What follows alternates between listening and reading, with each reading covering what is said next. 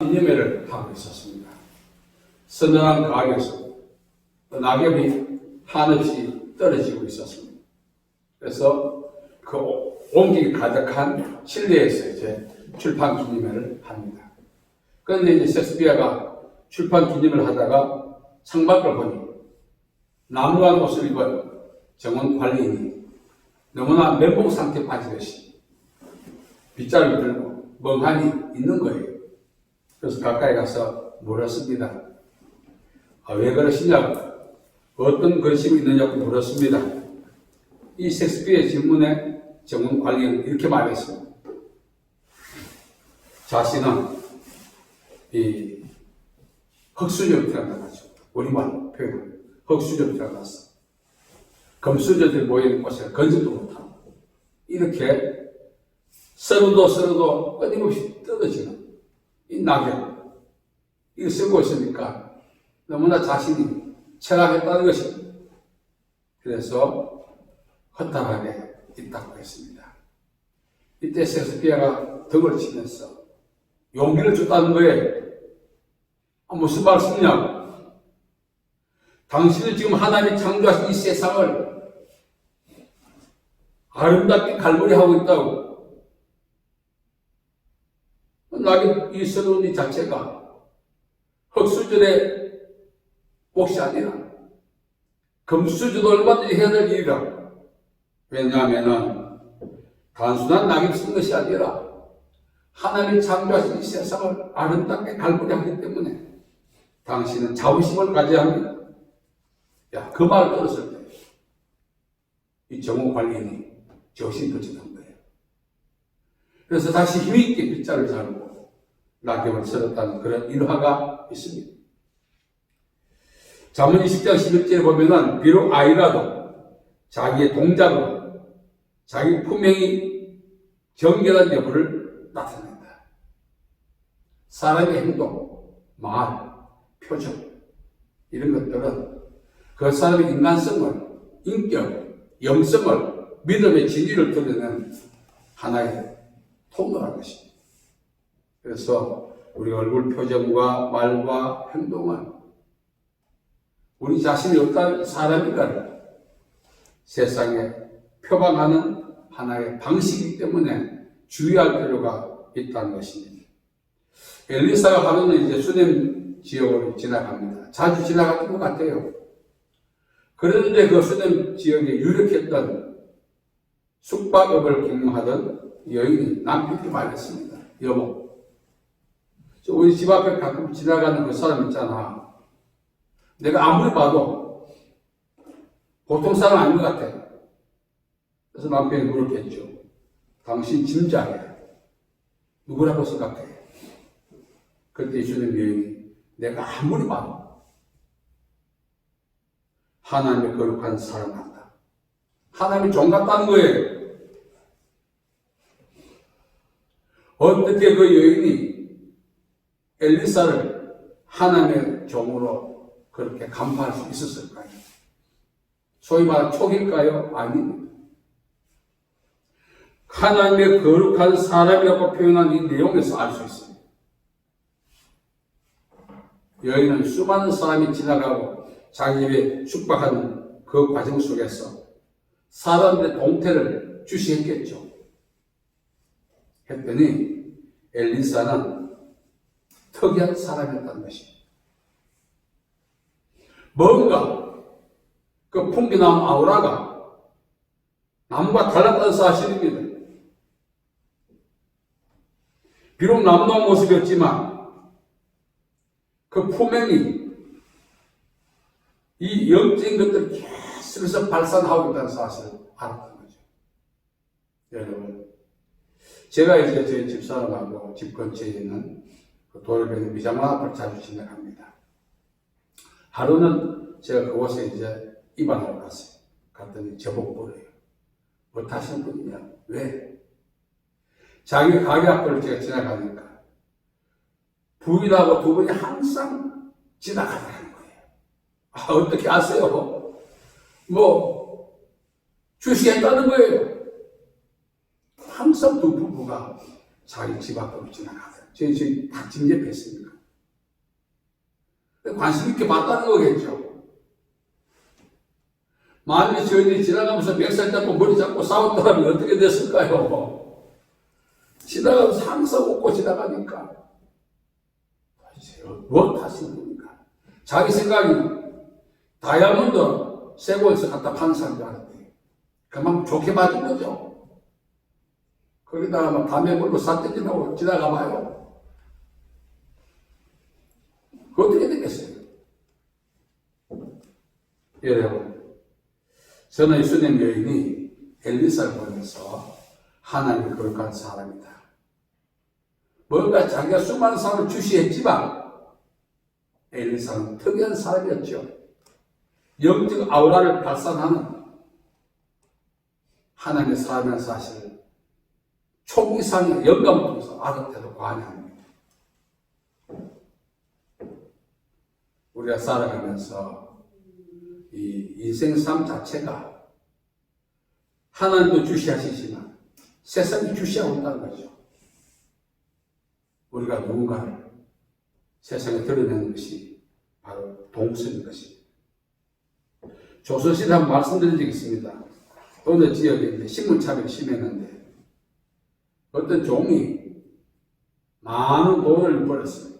그래서 양말 족보를 팔고 샀죠. 그래서 아무도 모르는 곳에 자기 신분이 노출되지 않은 시골에 이제 가서 양반 행세를 하기 시작합니다. 그 동네에 원래 전에 양반이 있었어요. 근데 양반이 촉으로 보니까 저놈은 아무래도 출신 성분이 양반이 아닌 것 같아. 행동이나 말이나 뭔가 표정이 종 같다는 느낌이 들었던 거예요. 그런데 양반이라고 하니까 어쩔 수 없는 거 왜? 조건도 있으니까. 그래서 이 동네에서 토박 양반이 자기 위에 또 다른 양반이 오니까 얼마나 기분이 좋겠어요? 내 전 정체를 드러내야 되겠다. 아무리 살펴도 살필 수가 없어. 고민하다가 하루아침에 생각이 났어요. 그래서 새벽같이 그 집에 갔습니다. 이리 오너라!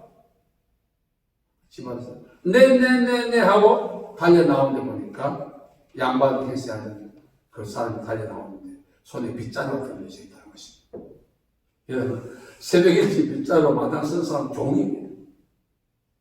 그래서 이 사람은 자기 습관을 버리지 못했어요.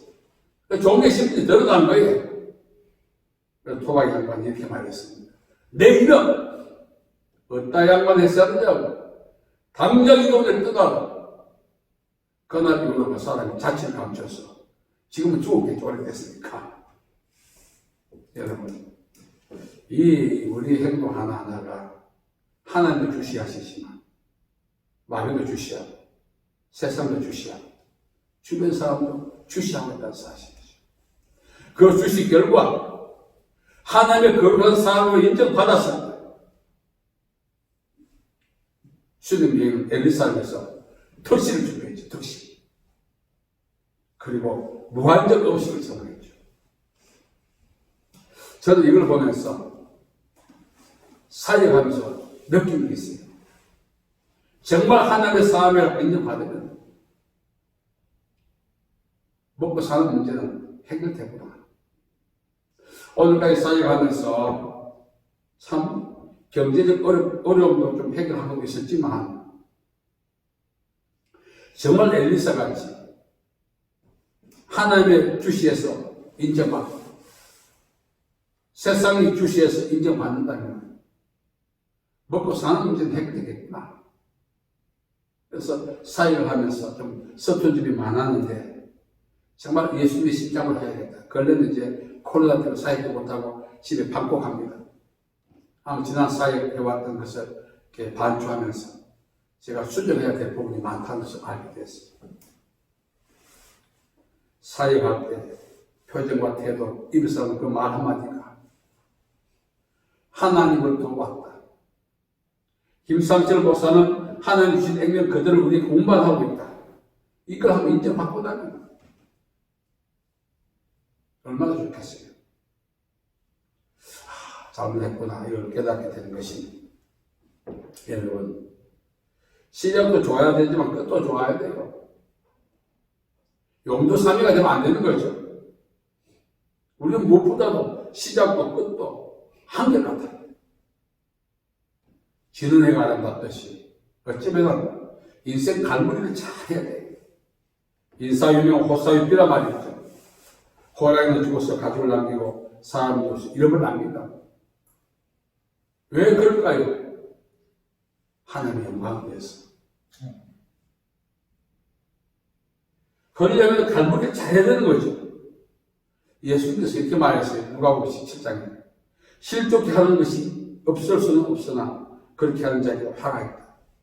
실족은 스칸달로인 것인데 사냥꾼이 짐승을 포획하는 방법은 총으로 살상하는 것과 또 이렇게 얼마나 뜻을 통해서 간접적으로 짐승을 포획하는 거죠. 스칸달로는 덫을 놓는 것입니다. 이게 무슨 뜻인가 하면 먼저 믿은 우리가 나중에 믿은 사람에게 본이 되지 못한다면 거울 역할을 해주지 못하고 기준의 역할, 표준 역할을 못해준다면 나중에 믿은 사람 우리를 보고 기준을 삼는 거예요. 그것이 죄라는 사실을 몰라 기준으로 삼아 잘못된 기준을 제시해서 자신은 물론 그 기준을 따라가는 사람도 동일하게 죄를 범하는 것이 바로 스칸달로 그렇게 말해요. 그런 자는 연장맷돌을 목에 담고 바다에 던지는 것과 똑같다. 우리는 누군가 주시하고 있다는 거죠. 더 나아가서 누군가 우리를 표준으로 삼고 참고서로 삼고 그렇게 닮아가고자 하는 사람이 있을 수 있다는 사실입니다. 만약 한 명이 있다면 내가 잘못 살면은 그 사람의 잘못된 표준과 기준을 제시했기 때문에 동일하게 범죄하게 만드는 거죠. 그것이 죄라는 사실. 그래서 우리는 내 팔 내가 걷는다 식으로 살아갈 수 없다는 사실. 이 코로나 때문에 바꿔가면서 지난 시간에 30몇 년을 쌓여가면서 막 돌아봅니다. 큰일 났고. 수많은 사람을 실족시키구나. 여러분, 저는 이 수님 여인을 보면서 우리 역시 엘리사처럼 세상 사람들이 주시하고 있다는 사실이죠. 또 더 나아가서 이제 새로 들어온 성도들, 초신자들은 우리를 기준으로 삼을 수 있어요. 우리의 기준은 하나님의 말씀인데 불구하고 중직자를 기준 삼는 초신자가 있고 목사를 기준 삼는 성도가 있다는 사실이에요. 그런데 그들께 잘못된 기준을 제시해서 우리 죄와 똑같은 죄를 범하게 되는 그 죄는 큰일 나는 거죠. 이런 내용들, 다시 말해 신행 불일치. 당시 유대 사회는 많이 있었습니다. 바울은 고린도전서 8장 13절에 이렇게 말합니다. 당시 바울 고기를 좋아했는데 그 고기가 우상육에 들어진 고기가 있을 수도 있어요. 우리가 고기를 먹는데 우리말 고순이라고 하는 것이 있어요. 이 유대 나라에는 그것이 없었지만 이방 종교와 문화가 들어오면서 먼저 이 먹던 음식을 자신들이 섬기는 신에게 드리고 먹었습니다. 바울은 그렇지 않지만 이방인이 많이 보고 바울은 우상에게 드린 고기가 아니고 그냥 먹는데도 불구하고 자신과 똑같이 판단한 경우가 생길 수 있다는 거죠. 그럼 그런 오해도 죄의 틈이 되기 때문에 안 먹겠다는 거예요. 우리 몸의 보양을 위해서 기본적으로 고기도 먹어야 합니다. 기본적으로. 근데 그 기본도 사람들이 오해하여 잘못 판단하여 상처를 받는다면 기본조차 포기하겠다고 이야기합니다. 참 대단한 방법. 우리 남이 오해하는 말도 내 몸 책임이 없고 막 먹지 않습니까? 저는 어릴 때 할아버지가 살아계실 때 주변에서 이곳에서 제사하고 하는 어른이라고 제사 음식을 가져왔어요. 그럼 어릴 때 제가 그걸 제일 많이 먹었습니다. 가진 음식이 오니까 할아버지는 쳐다보는 게 손자가 잘 먹으니까 명절마다 음식을 먹다가 일주일에 한 번씩, 한 달에 몇 번씩 이웃에서 제섭식 가져오는 거예요. 그거 성장하고 난 다음 목회자가 되고, 그것이 귀신에게 들으신 음식이고 하나님의 성전을 드렸기 때문에 얼마나 회개인지 모릅니다. 이제는 갖다 줘도 안 먹죠. 진흙을 섞이더라도 그걸 안 먹죠. 몰랐을 거죠. 그래도 알고 나니 죄에 회개할 수밖에 없는 거죠. 바울은 자기 인생 간극을 참 잘했던 사람이었어요. 내가 사는 삶을 다 사고 다리가 길마치고 믿음을 지켰다. 그것도 중요하지만 이건 바울이 자기 인생을 갈무리한 최고의 삶을 우리에게 보여주고 있는 것입니다. 특별히 고린도전서 8장 13절.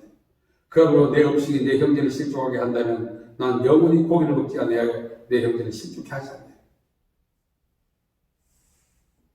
우리가 살아가면서 누리는 기본적인 혜택도 타인이 오해한다면, 그것이 신앙의 어떤 흠이 된다면 포기하겠다는 거예요. 참 우리는 그렇지 않습니다.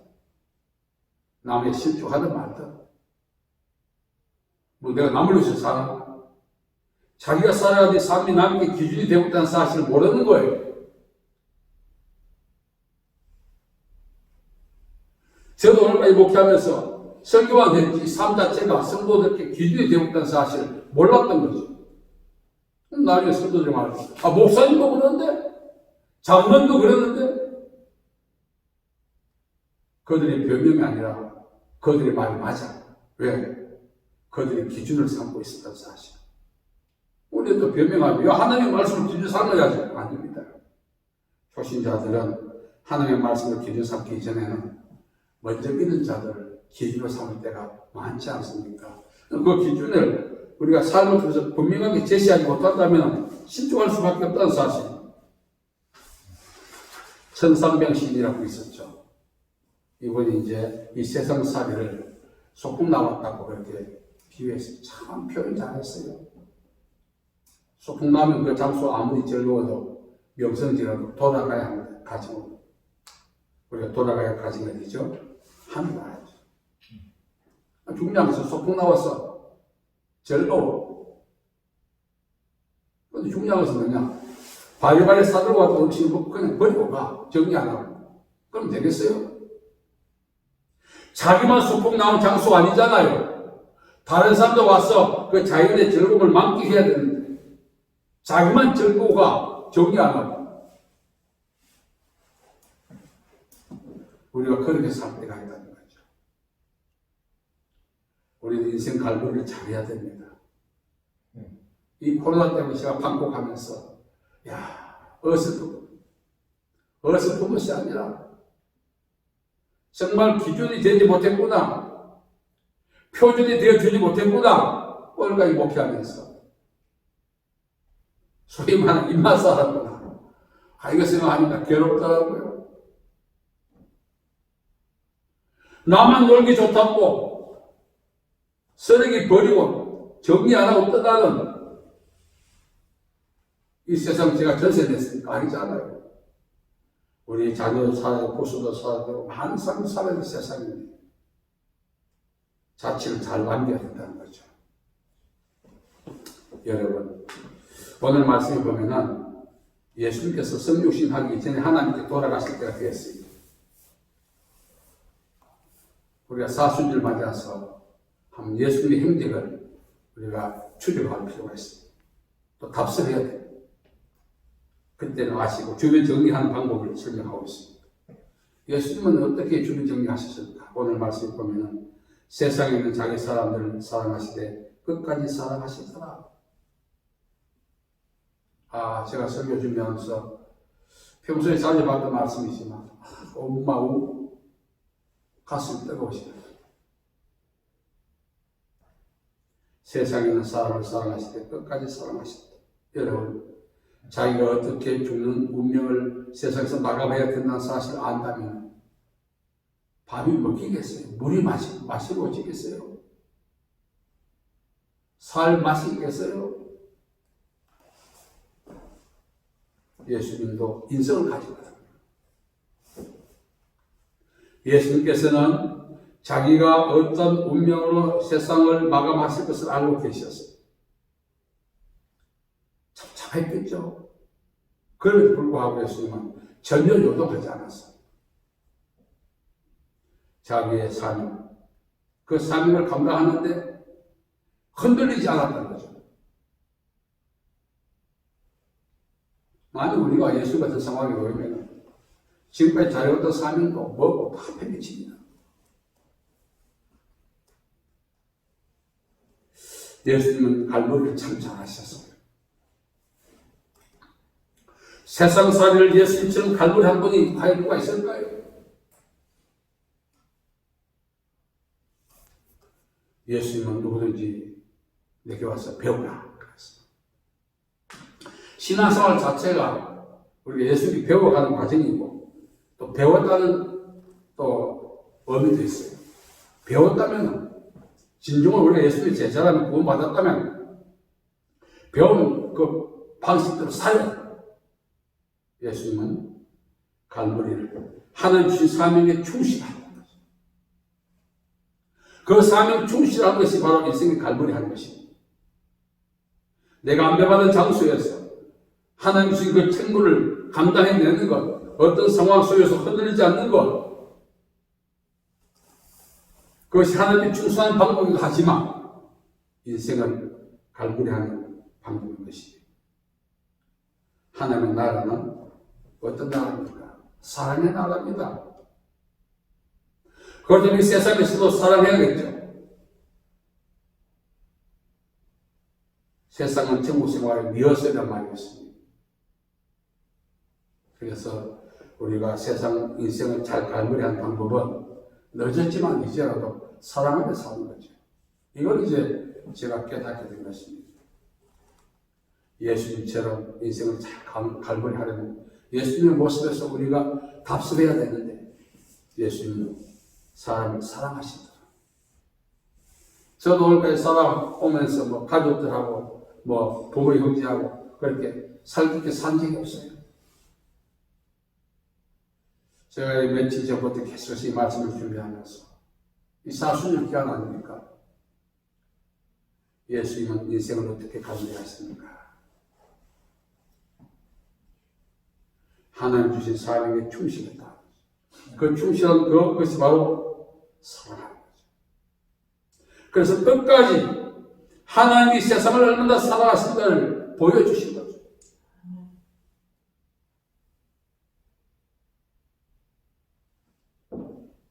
조만간 우리도 세상 살이 이 소풍 끝나고 이제 영혼의 가정으로 돌아갈 때가 있을 것입니다. 각자 갈 날이 다르십니다. 가기 전까지 예수님처럼 앞으로 갈무리 하십시오. 나는 시간이 많이 남아서 아닙니다. 우리는 인생 갈무리를 참 잘해야 합니다. 가끔 우리가 모여서 있다 보면 참 이 인생 갈무리 못하는 흔적은 안 좋게 남기면 많지. 범죄자를 주고 오명을 쓰고 낙인을 지켜주는 사람이 얼마나 많습니까? 우리는 살아도 주를 위해 살고 죽어도 주를 위해 죽어야 되는 그런 사람들입니다. 그렇다면 우리가 좋은 갈무리를 통해서 하나님 앞에 충성하고 하나님께 영광 돌리는 그 삶을 우리 살아가야 되는 것입니다. 오늘 예수님께서는 어떻게 갈무리 하시다고요? 자신의 사명에 충실했다고. 또 어떻게 갈무리 하시다고요? 편애하지 않고 차별하지 않고 모든 사람을 사랑하신다는 것입니다. 우리 남은 인생을 이제 서로 사랑하면서 살아야 할 것입니다. 그것이 바로 인생을 갈무리하는 방법이에요. 저도 지금 기억에 저에게 영향을 끼친 분들이 많이 있는데 그분들 보니까 능력 많아서 아닙니다. 남들이 볼 땐 허술하게 보이고 보잘것없어 보이고 남루하게 보이고 평생 무시당했던 사람들이 제 기억에 남아있습니다. 그런데 그분들이 무시당할 만큼 약한 분도 아니었어요. 남루하게 살지 않아도 될 분들이었어요. 그래도 그렇게 사신 것은 하나님 자신에게 주신 사명의 충실하다 보니까 그렇게 산 거예요. 저와 여러분과 함께 이 40년 기간 되어서 지나왔던 생활을 한번 돌아보고 나는 주변 사람들께 어떤 표준이 되어 왔는가? 오히려 동기를 부여한 표준이 됐는가? 실족시킨 표준입니다. 우리가 돌아볼 기회가 되어야 합니다. 그리고 우리가 돌이켜서 예수님처럼 인생 관리를 잘해서 많은 사람에게 감화를 끼치고 영향을 주고 동기를 부여해서 믿음의 삶을 살아갈 수 있는 기회를 제공하는 그런 저와 여러분 되기를 간절히 바랍니다. 자비로우신 아버지 하나님, 은혜와 사랑을 감사합니다. 오늘까지 살아오면서 정말 표준이 되지 못했습니다. 잘못된 기준만 제시했던 삶을 용서해 주옵소서. 이제 예수님처럼 우리가 많은 사람을 사랑하고 감화를 끼치고 은혜를 끼치는 그런 삶을 살아갈 수 있도록 복 내려 주옵소서. 예수님의 이름으로 기도하옵나이다. 아멘.